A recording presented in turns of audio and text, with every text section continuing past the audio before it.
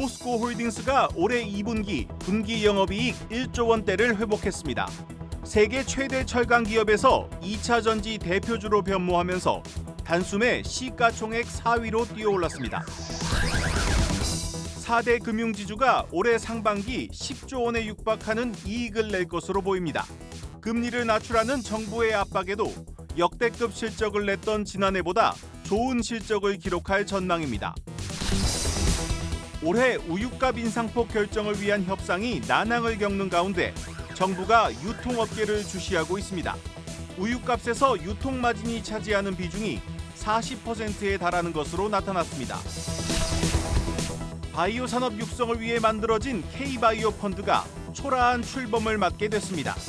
투자자를 모으지 못하면서 펀드 결성 일정이 반년 이상 미뤄지고 규모도 3분의 1 수준으로 줄었습니다.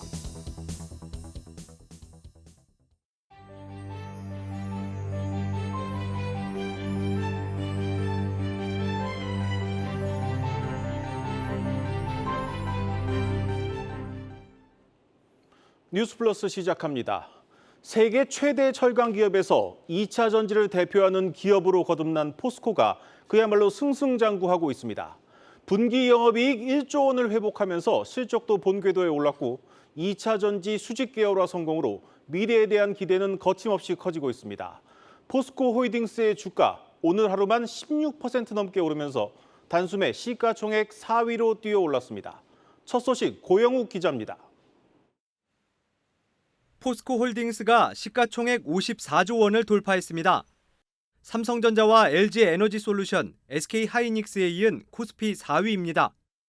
지난 금요일 시총 7위로 장을 마감한 지 하루 만에 또다시 큰 폭으로 순위가 상승한 겁니다. 주가는 64만 2천 원에 거래를 마쳤습니다. 오늘 하루에만 16%가량 올랐습니다. 지난해 말과 비교하면 2.3배 이상 뛴 겁니다. 이렇게 주가가 급등하는 건 포스코 홀딩스가 2차 전지 소재를 중심으로 사업 구조를 바꾸고 있기 때문입니다. 포스코 홀딩스는 오늘 2분기 실적 발표와 함께 진행한 컨퍼런스 콜에서 오는 2030년까지 그룹 투자액 121조 원 가운데 55조 원을 2차 전지에 투자하겠다고 밝혔습니다. 2차 전지 투자 금액 가운데 70%는 양극재와 리튬에 대한 겁니다. 실제로 포스코 그룹은 아르헨티나 리튬 염호와 호주 리튬 광산 지분 인수를 기반으로 2차 전지 소재와 원료 생산 능력을 적극 확대하고 있습니다. 그룹의 모태인 철강 부문도 태풍 흰남노 피해에서 완전 복구됐습니다. 포스코 홀딩스의 2분기 매출은 20조, 영업이익은 1조 3,200억 원입니다. 포스코 측은 2분기가 철강 업황의 저점으로 판단하고 하반기 실적은 더 좋을 것이라고 전망했습니다. 7월부터 유럽과 중국을 중심으로 철강 가격이 반등하기 시작한 데다 원재료인 철광석 가격도 안정적이기 때문이라는 설명입니다. 한국경제TV 고영욱입니다. 올해 우유값 인상폭을 두고 우유업체와 낙농가 간의 협상이 난항을 겪고 있는 가운데 정부가 이번에는 유통업계의 높은 마진을 주목하고 있습니다. 우유 하나를 팔면 40% 가까이 남는 마진을 손보겠다는 건데 유통업계는 억울하다는 입장입니다. 유호성 기자입니다. 올해 원유 가격 인상폭을 결정할 낙농진흥회 소위원회가 10번째 원유 가격 협상에 돌입했습니다. 올해 원유 가격 인상폭은 69원에서 104원. 최저선인 69원이 오른다 해도 원유값 상승폭은 역대 가장 높은 수준입니다. 긴 장마로 가뜩이나 먹거리 물가가 요동치는 가운데 이대로라면 우유값마저 큰 폭의 상승이 불가피한 상황입니다. 상황이 이러자 정부는 유가공업체를 불러 모아 가격 인상 자제를 요청한 데 이어 이제는 우유 도매값에 붙는 유통 마진까지 손보겠다는 입장입니다. 기획재정부는 현행 원유 가격 결정 구조가 적절한지 진단할 소비 실태 조사에 나서고 농식품부는 도매가의 40%에 달하는 우유 유통 마진이 과하니 조정이 필요하다는 메시지를 내놓기도 했습니다. 정부의 고강도 우유값 압박에 유통업체는 억울함을 내비쳤습니다. 유통구조상 우유는 도매상을 거치지 않는 데다 우유의 마진을 40%나 붙이는 구조도 아니라는 겁니다. 우유 같은 건 이제 유통기한도 짧고 그다음에 이제 냉장을 따로 해야 되잖아요. 냉장고 뭐 그런 비용이 조금 더 포함되어서 들어갈 수도 있는데 가공 전체로 봤을 때는 뭐 크게 막 비슷한 수준이에요. 일각에선 유통업체 마진을 줄여 물가 인상 요인을 잡겠다는 것은 결국 미봉책에 그칠 거란 지적도 나오고 있습니다. 한국경제TV 유호성입니다. 내일 KB금융지주를 시작으로 4대 금융지주가 이번 주 2분기 실적을 공개합니다. 이 네 곳을 합쳐 상반기에만 10조 원에 육박하는 엄청난 이익을 낼 것으로 전망되고 있습니다.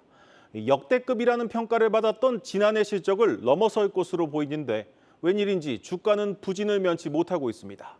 서영교 기자가 자세히 분석해 보겠습니다. KB, 신한, 하나, 우리 등 4대 금융지주의 실적 발표일이 코앞으로 다가왔습니다. 금융지주들은 지난 1분기 사상 최대 실적을 거둔 데 이어 2분기에도 기대 이상의 호실적을 기록한 것으로 추정됩니다. 증권가에서 전망한 4대 금융지주의 2분기 합산 순이익은 4조 4,600억 원, 전년 동기 대비 3.2% 증가한 수준입니다. 당초 금융권에선 올해 금리 인상이 종료되면서 금융지주 실적이 작년보다 부진할 것으로 내다봤는데 지난 1분기에 이어 또다시 역대급 실적을 기록한 것으로 파악됩니다. 그 이유를 살펴보면 먼저 은행권 가계대출이 지난 4월부터 증가세로 전환한 점을 들 수 있습니다. 여기에 대기업 대출과 중소기업 대출도 증가세를 유지하고 있어 은행 이자 이익은 2분기에도 견조한 흐름을 이어간 것으로 분석됩니다. 이번 실적 발표에서 눈여겨볼 부분은 충당금입니다. 4대 금융지주는 올해 1분기 충당금 규모를 작년 동기보다 2배 이상 늘렸습니다. 금융회사 입장에서 충당금을 많이 쌓으면 그만큼 순이익은 줄어드는데요. 부동산 PF발 위기가 계속되고 있고 연체율도 올라가고 있는 상황에서 금융지주들이 충당금을 얼마나 쌓는지에 따라 2분기 실적도 크게 요동칠 수 있습니다. 또 5대 시중은행이 작년 상반기 9,900억 원어치 부실채권을 상각하거나 매각했는데 올 상반기엔 그 규모가 2배 이상 증가한 점도 주목할 부분입니다. 부실채권을 상각하거나 매각하면 연체율은 낮아지지만 그 액수만큼 손실로 잡혀 실적에는 부정적 영향을 미칠 가능성이 높습니다. 이처럼 불확실성이 크다 보니 금융지주는 호실적 예상에도 불구하고 주가가 바닥에 머물러 있는데요. 특히 외국인은 최근 3개월 동안 4대 금융지주 주식을 8천억 원 넘게 순매도했습니다. 다만 주가가 내려가면서 배당 수익률은 역사상 최고 수준까지 올라갔습니다. 4대 금융지주의 올해 배당 수익률은 모두 작년보다 상승할 것으로 예상되는데 특히 우리 금융지주의 경우 10%에 육박합니다. 또 PBR 같은 밸류에이션 지표 역시 역사적 저점 수준입니다. 악재가 주가에 반영돼 있는 만큼 안정적인 배당 수익을 노린다면 관심을 가질 만하다는 게 전문가들의 조언입니다. 한국경제TV 서영교입니다.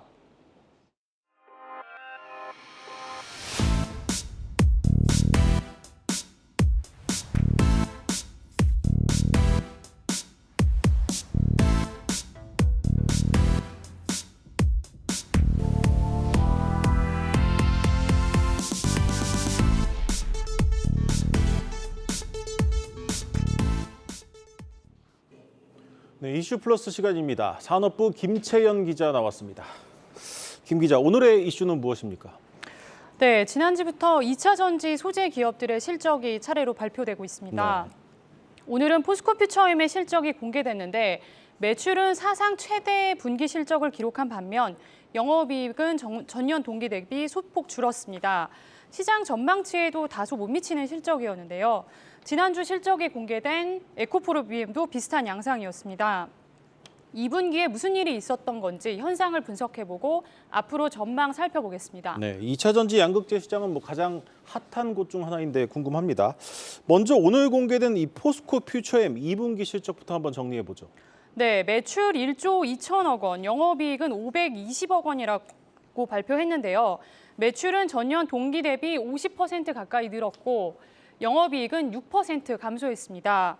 사업별로 보면 양극재 부분 매출이 약 8천억 원으로 비중이 가장 컸고 음극재 부분은 560억 원으로 전분기 대비 20% 줄었습니다. FN가이드 추정치는 매출 1조 2,600억, 영업이익은 630억 원을 예상했는데 이 기대치에 미치지 못한 겁니다. 지난주 실적이 공개된 에코프로비엠도 마찬가지였고 LNF도 비슷할 것이라는 관측입니다. 네, 저는 이 양극재가 지금 없어서 못 파는 건 줄 알았는데 이 매출은 늘었는데 이익은 줄었다. 도대체 왜 그런 겁니까? 네, 우선 유럽 전기차 시장 둔화를 우선적인 요인으로 꼽을 수 있을 것 같습니다. 국내 완성차 기업들의 전기차 판매 비중은 유럽이 가장 큰데요. 전 세계적인 고금리 현상으로 전기차 판매 자체가 줄어든 겁니다. 그렇다 보니 양극재 출하량도 줄어들었고 영업이익도 덩달아 감소했습니다. 다만 단가가 높은 하이니켈 양극재 판매 비중이 늘면서 매출은 전반적으로 늘었습니다. 네, 평균 판매 단가는 올라가는데 수요가 좀 줄어든 거군요.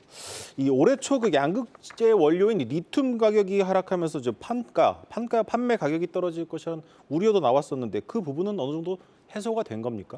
네, 2분기 들어서는 이 양극재 판가가 견조한 흐름을 보이면서 리튬 가격 하락 여파는 어느 정도 해소가 됐다는 게 업계의 설명입니다. 네.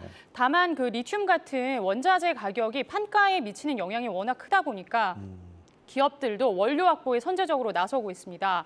포스코 퓨처엠 같은 경우에는 1분기에만 이 원자료 확보에 1조 원을 투자했는데요. 에코프로비엠 역시 해외 광산 투자에 적극 나서고 있습니다. 네, 그렇다면 2분기에 이익이 주춤한 것은 좀 일시적인 현상으로 보면 되는 겁니까? 뭐 양극재 시장의 성장성은 여전하다고 봐도 되겠습니까? 네, 양극재의 이 출하량은 계약에 따라 1년간 물량이 정해져 있는데요. 하반기에 이 물량이 전부 출하가 되면 포스코 퓨처엠 영업이익도 오를 것이란 전망입니다. 네. 게다가 양극재 시장 자체의 성장성은 여전히 낙관적인데요. SNE 리서치에 따르면 시장 2차 전지 시장은 올해 15조 원에서 2030년엔 516조 원까지 증가할 것으로 예측됩니다. 이 중에서 양극재 시장이 전체 시장의 20% 수준인 100조 원을 차지할 것으로 전망됩니다.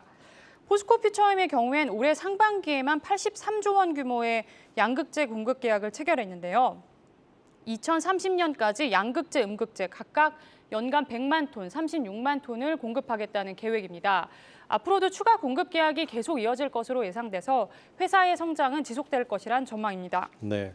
마지막으로 오늘 다소이 실망스러운 실적에도 포스코 퓨처엠 주가가 좀 크게 올랐습니다. 뭐 현재가 아닌 좀 미래를 보고 있다는 건데 그만큼 이 성장성에 대한 기대가 크다는 의미겠죠? 네, 그렇습니다. 앞서 보도에서도 말씀드렸지만 오늘 지주사인 포스코 홀딩스가 2분기 영업이익 1조 원을 넘어서면서 코스피 시가총액 7위에서 단숨에 4위에 올랐습니다. 네. 이 미래 사업인 2차 전지 사업 성장성에 대한 기대감이 반영된 것으로 보이는데요. 포스코 퓨처엠의 주가도 당분간 고공행진이 이어질 것으로 예상됩니다. 다만 최근에 배터리 소재 기업들의 주가가 연일 신고가를 기록하고 있는데 쏠림 현상이 과도하다는 우려도 나오고 있습니다. 네, 잘 들었습니다. 이슈 플러스 김채연 기자였습니다.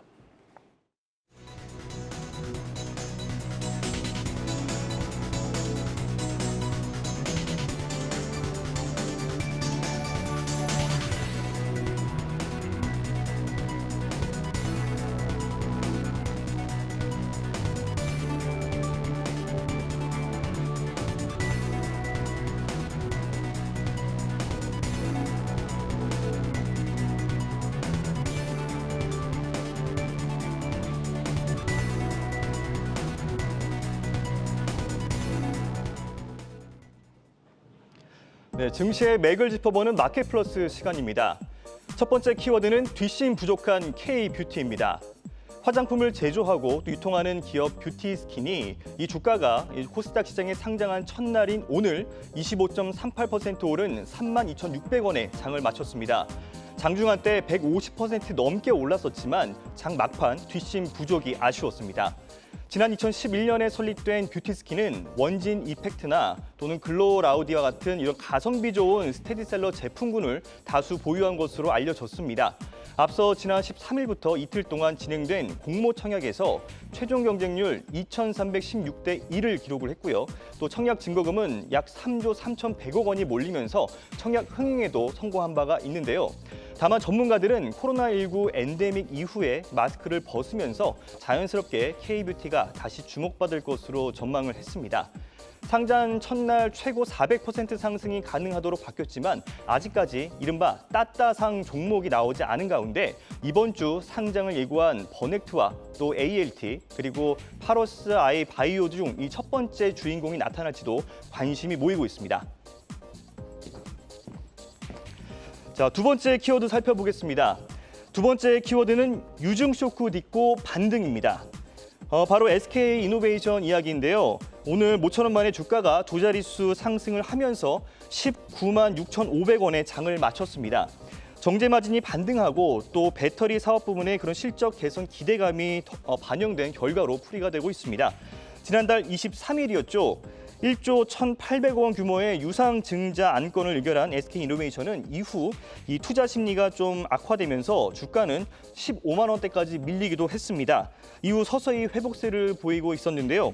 전문가들은 이를 두고 SK이노베이션 주가가 바닥을 다진 것으로 풀이하기도 했습니다. 최근 한국투자증권연구원은 SK이노베이션의 정유 사업이 회복된다는 것은 재무 불확실성이 줄어든다는 의미라면서 자회사의 손익 정상화에 더해서 캐시카우 역할인 정유 본업의 턴어라운드가 시작될 것이다라고 전망을 했습니다. 또 김동양 NH투자증권연구원은 올 하반기에는 여수 LNG 공장에서 상업 생산 효과가 기대된다고 설명하기도 했습니다. 마지막 키워드 살펴보겠습니다. 마지막 키워드는 어게인 구만전자입니다. 오늘 삼성전자는 7만 400원의 거래를 마쳤습니다. 5거래일 만에 반등에 성공을 하면서 7만 원 선을 지켜낸 삼성전자를 향해서 9만 원대 목표가가 제시되고 있습니다. KB증권은 지난 21일 삼성전자의 목표가를 9만 5천 원으로 제시를 했고요.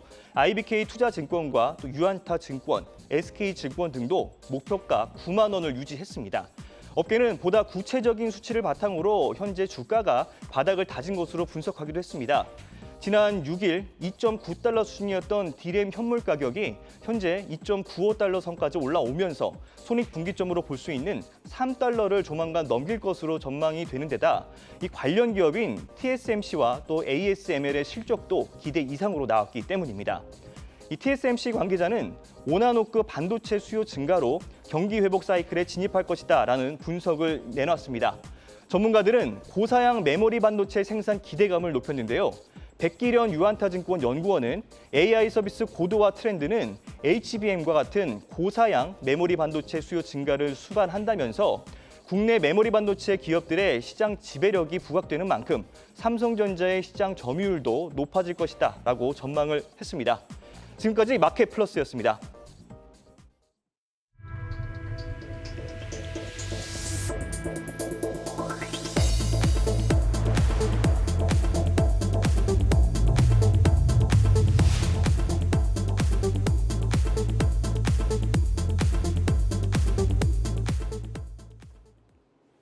정부가 바이오 산업 육성을 위해 야심차게 만든 K바이오 펀드가 다음 달 반쪽짜리 출범을 맞게 됐습니다. 이 투자자를 모으지 못하면서 당초 5천억 원이 목표였던 펀드 규모가 1,750억 원으로 3분의 1 토막이 났습니다. 정부가 목표 금액을 채우기 위해 다시 펀드를 만들기로 했는데 전망은 여전히 어둡습니다. 박승원 기자입니다. 글로벌 신약 개발 지원을 위해 정부가 추진한 K바이오 백신 펀드. 국내 제약 바이오 산업의 마중물 역할을 기대했지만 펀드 결성 일정이 반년 이상 미뤄지고 규모도 3분의 1 수준으로 쪼그라들며 반쪽짜리로 전락했습니다. 경기 둔화와 금리 상승으로 투자 심리가 얼어붙으면서 자금 모집에 난항을 겪은 데다 정부가 요구한 다소 엄격한 펀드 결성 방식이 복합적으로 작용한 결과입니다. 정부는 나머지 2,500억 원 규모의 펀드를 재추진한다는 방침인데 문제는 이 펀드 결성 역시 쉽지 않다는 데 있습니다. 투자 심리 위축이 여전한 가운데 펀드 설정 규정의 변경에 어려움이 있기 때문입니다. 특히 정부는 펀드 목표액을 채우지 못해도 펀드를 결성할 수 있는 패스트 클로징을 예외적으로 기존 75%에서 70%로 낮췄는데 국책은행들의 자금 계획 등 이해관계 문제로 그 이상 낮추는 것에 다소 부정적인 입장입니다. 자금난의 제약 바이오 기업들이 고사 위기로 몰리고 있는 만큼 펀드 조성 규정의 유연성 확보가 시급하다는 지적이 나오는 배경입니다.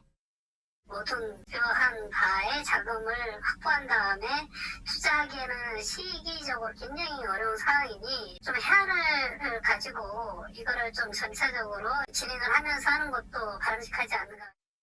펀드의 참여 자격과 투자 기업에 대한 조건 등 출자자 요건을 완화해야 한다는 목소리도 높습니다. 사모펀드임에도 불구하고 외국계 제약사와 개인 등은 참여할 수 없고 임상 이상에 진입한 기업에 일정 비율을 투자해야 하는데 이런 제약이 출자자 모집을 어렵게 만든다는 설명입니다. 투자 심리 악화와 이단 제약에 용두사미로 전락한 K바이오 백신 펀드. 정부가 규정에 얽매인 사이 투자가 막힌 제약 바이오 기업들의 시름은 깊어지고 있습니다. 한국경제TV 박승원입니다.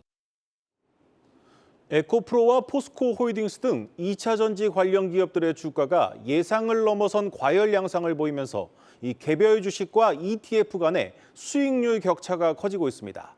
이 주가가 당장 급락해도 이상하지 않을 상황 속에 이 자산운용사들은 비중 조절에 어려움을 겪고 있습니다. 신재근 기자입니다. 올 들어 에코프로는 10배, 에코프로비엠은 3배 넘게 주가가 올랐습니다.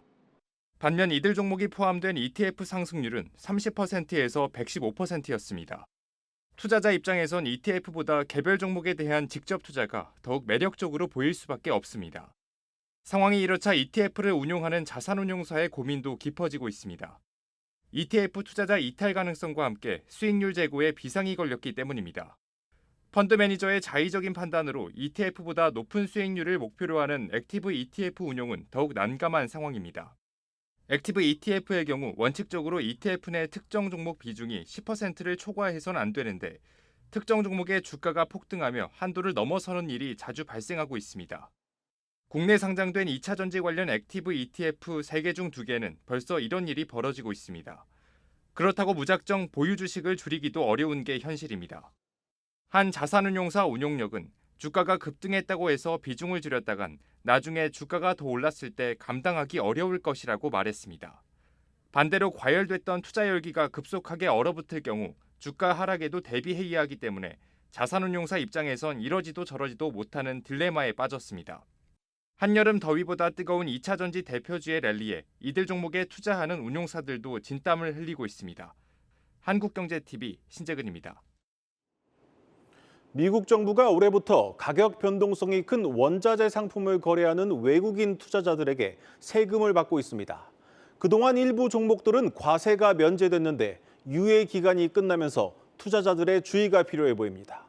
박찬휘 기자입니다. 미국 연방국세청은 올해부터 조세법 섹션 1446에 의거해 PTP 종목을 매도하는 외국인 투자자를 대상으로 10%의 세금을 부과하기 시작했습니다. 가격 변동성이 큰 원자재 관련 상품에 대한 외국인 투자자의 단기 투자를 막겠다는 취지입니다. 매매 차익이 아니라 전체 매도 대금에 대해 세금이 부과되기 때문에 투자자들은 면제 종료일까지 매도하지 않으면 세금 폭탄을 맞게 됩니다. PTP는 원유나 가스 같은 천연자원을 비롯해 원자재, 부동산, 인프라 분야의 파트너십 형태로 투자하는 상품을 말합니다.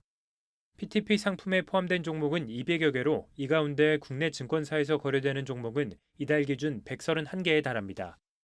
일부 PTP 종목 발행사들은 미 국세청에 세금을 면제받는 서류인 QN을 제출해 과세를 연기했지만 유예일 92일이 지나면 새로 QN을 발행해 기간을 연장해야 합니다. 문제는 PTP 종목마다 면제 기준일이 달라 투자자들의 혼란이 우려되는 상황. 이런 가운데 몇몇 종목의 과세 면제 종료일이 다가오고 있어 주의가 필요합니다. 캐나다 자산운용사 브룩필드와 미국 투자전문사 브레이크웨이브의 PTP 상품은 이달 31일 유예가 끝나 시간이 촉박합니다. 천연가스 선물의 높은 가격 변동성에 올해 서학개미 순매수 9위에 오른 BOIL을 비롯해 해당 기초자산을 역으로 추종하는 KOLD, 원유 선물 가격을 2배로 추종하는 UCO 등도 면제 종료까지 2달도 채 남지 않았습니다. 증권사들은 홈페이지에 PTP 종목 명단과 과세 면제 종료일을 공지하고 HTS, MTS에서 PTP 종목 매수 시 대규모 세금 부과로 원금 이상의 손실이 발생할 수 있다는 경고 문구를 게시하고 있습니다. PTP 종목이 거래대금이 없는 종목들이기 때문에 닥쳐서 매도를 하시기보다는 그 전에 충분히 좀 여유 있는 구간에서 분할해서 매도하는 전략을 권유드리고 싶습니다. 한국경제TV 박찬유입니다. 뉴스플러스 오늘 준비한 순서는 여기까지입니다. 시청해 주신 여러분 고맙습니다.